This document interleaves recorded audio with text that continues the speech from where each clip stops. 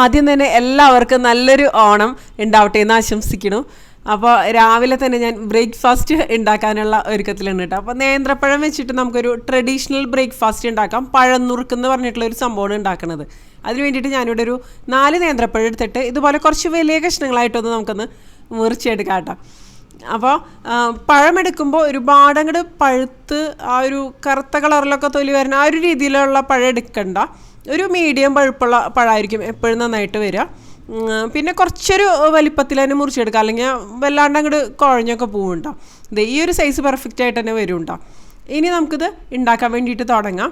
അപ്പോൾ ഇതെന്ന് പറയുന്നത് ഓണത്തിൻ്റെ സമയത്ത് ബ്രേക്ക്ഫാസ്റ്റ് ആയിട്ട് കഴിക്കുന്ന ഒരു ട്രഡീഷണൽ ഐറ്റമാണ് കേട്ടോ. പപ്പടത്തിൻ്റെ കൂടെയാണ് ഇത് ശരിക്കും പറഞ്ഞാൽ കഴിക്കുക. അപ്പോൾ ഞാനിതൊരു പാനിലേക്ക് ഇട്ട് കൊടുക്കണം. ഇത് നമുക്ക് വേവിച്ചെടുക്കണം. അപ്പോൾ ട്രഡീഷണൽ രീതിയിൽ തയ്യാറാക്കുമ്പോൾ ഇതിൽ സാധാരണ രീതിയിൽ ശർക്കര മാത്രമാണ് ചേർക്കാറുള്ളൂ, ശർക്കരയും നെയ്യും. ഞാനിപ്പോൾ ഒന്നും കൂടി നല്ല രീതിയിൽ ടേസ്റ്റി ആയിട്ട് ആണ് തയ്യാറാക്കുന്നത് കേട്ടോ. അപ്പോൾ ഞാൻ നാളികേരപ്പാലിലാണ് ഇത് വേവിക്കുന്നത്, അല്ലെങ്കിൽ നിങ്ങൾക്ക് വെള്ളത്തിലാണെങ്കിലും വേവിച്ചെടുക്കാവുന്നതുള്ളൂ കേട്ടോ. അപ്പോൾ ഇത് 2ാം പാലിലാണ് ഞാൻ വേവിച്ചെടുക്കുന്നത്. ഒരു 1/2 കപ്പ് അളവിൽ 2ാം പാലാണ് എടുത്തിരിക്കുന്നത് കേട്ടോ. അപ്പോൾ അതിൽ നമുക്കിതൊന്ന് അടച്ച് വെച്ച് തന്നെ വേവിച്ചെടുക്കാം. അതൊന്ന് വെന്ത് വരട്ടെ. ഒന്ന് വെന്ത് വരണ ആ ഒരു സമയത്ത് നമുക്ക് ഇതിലേക്ക് തന്നെ ശർക്കര ചേർത്ത് കൊടുക്കാം. ഞാൻ സെപ്പറേറ്റ് ശർക്കര പാനിയൊന്നും തയ്യാറാക്കിയിട്ട് ഇതിലേക്ക് ചേർത്ത് കൊടുക്കുന്നില്ല കേട്ടോ. ഇപ്പോൾ ചെറിയ കഷ്ണങ്ങളായിട്ടുള്ള ശർക്കരയാണ്. പിന്നെ മണ്ണൊക്കെയുള്ള ശർക്കരയാണെങ്കിൽ നമുക്ക് സെപ്പറേറ്റ് ഉരുക്കിയിട്ട് അരിച്ച് ചേർക്കാവുന്നതുള്ളൂ കേട്ടോ. ഇത് കണ്ടോ, ഇതിപ്പോൾ ഒന്ന് പഴം വെന്ത് വന്നിട്ടുണ്ട്. പഴം വെന്ത് വന്നതിന് ശേഷം ഇതിലേക്ക് നമുക്ക് ശർക്കരയുടെ അളവെന്ന് പറഞ്ഞാൽ മധുരത്തിനനുസരിച്ച് തന്നെ ചേർത്ത് കൊടുക്കാം കേട്ടോ. അപ്പോൾ ഞാൻ ഒരു നോർമൽ ഒരു മധുരം ആ ഒരു രീതിയിലാണ് തയ്യാറാക്കിയെടുക്കുന്നത്. അപ്പോൾ ശർക്കരയും കൂടി ചേർത്തിട്ട് നമുക്കൊന്ന് മിക്സ് ചെയ്തതിന് ശേഷം വീണ്ടും നമുക്ക് അടച്ച് വെച്ച് കുക്ക് ചെയ്യാം. അപ്പോൾ ഇത് നല്ല പോപ്പുലറായിട്ടുള്ള ഒരു ഐറ്റമാണോ എന്ന് ചോദിച്ചാൽ ശരിക്കും പറഞ്ഞാൽ ഇത് ബ്രാഹ്മിൺസിൻ്റെ ഇടയിൽ പോപ്പുലറായിട്ടുള്ളൊരു ബ്രേക്ക്ഫാസ്റ്റ് ഐറ്റമാണ്.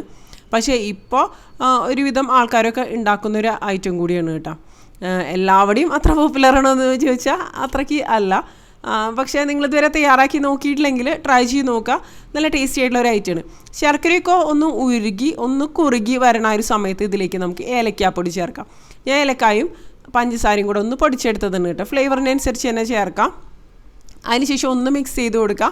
ആ 2ാം പാലൊന്ന് വറ്റി ആ ഒരു നേന്ത്രപ്പഴത്തിനോട് നന്നായിട്ട് യോജിച്ച് ഒന്ന് നല്ല പോലെ തിക്കായിട്ട് വരണം കേട്ടോ. ആ ഒരു സമയത്ത് നമുക്ക് നാളികേരം ചെരുകിയതും കൂടെ ചേർത്ത് കൊടുക്കാം കേട്ടോ. നാളികേരം ചെരുകിയത് ചേർത്തിട്ട് നമുക്കൊന്ന് മിക്സ് ചെയ്ത് കൊടുക്കാം. ഒരുപാടൊന്നും വേണ്ട, ഒരു 1/4 കപ്പ് അളവിലൊക്കെ മതിയാവും കേട്ടോ നാളികേരം ചെരുകിയത്. ഇനി അതും കൂടെ ചേർത്തിട്ട് മിക്സ് ചെയ്ത് നന്നായിട്ടൊന്ന് വറ്റി വരണ ആ ഒരു സമയത്ത് മാത്രമാണ് പിന്നെ നമ്മളിതിലേക്ക് കട്ടിയുള്ള നാളികേരപ്പാൽ അല്ലെങ്കിൽ 1ാം പാലൊക്കെ ചേർത്ത് കൊടുക്കുള്ളൂ കേട്ടോ. 1ാം പാൽ പിന്നെ എടുക്കുമ്പോൾ ഒരുപാട് എടുക്കണ്ട, പിന്നെ അത് ഒരുപാട് സമയം വറ്റിച്ചെടുക്കാനൊന്നും പറ്റില്ലല്ലോ. അപ്പോൾ അതിന് മുമ്പായിട്ട് ഞാൻ നെയ്യാണ് ചേർത്ത് കൊടുക്കുന്നത്. നെയ്യ് നമ്മുടെ ടേസ്റ്റിനനുസരിച്ച് തന്നെ ചേർത്ത് കൊടുക്കാം കേട്ടോ.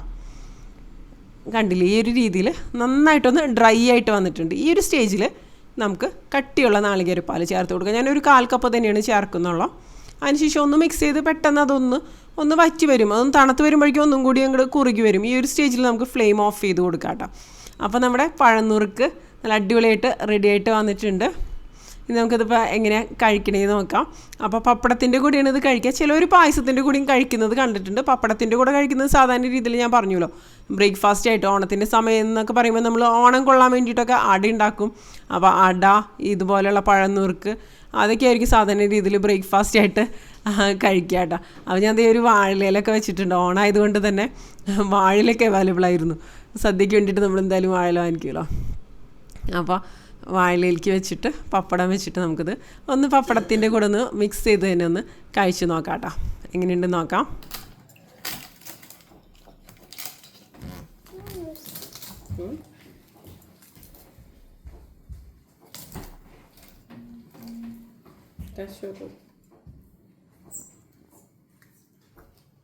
എങ്ങനെയുണ്ട്?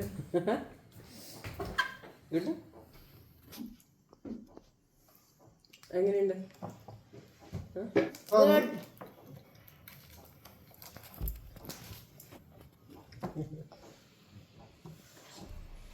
ഞാനൊന്ന് ടേസ്റ്റ് ചെയ്ത് നോക്കട്ടെ.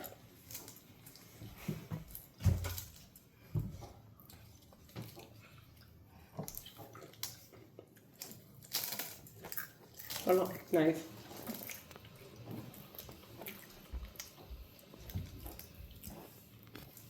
വല്ലാണ്ട് അങ്ങോട്ട് പഴുത്ത പഴം എടുക്കണ്ട കേട്ടോ, ഒരു മീഡിയം പഴുത്ത പഴമായിരിക്കും നന്നായിട്ട് വരാം.